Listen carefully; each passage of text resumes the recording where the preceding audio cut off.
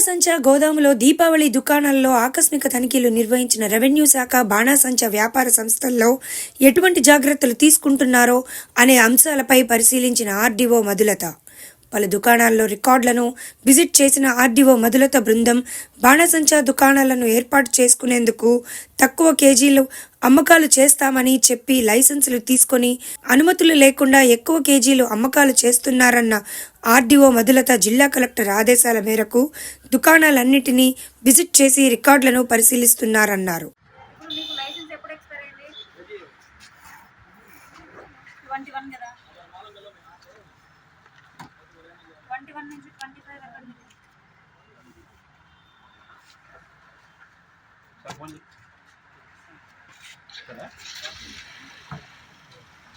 ఇది కాకుండా ఇది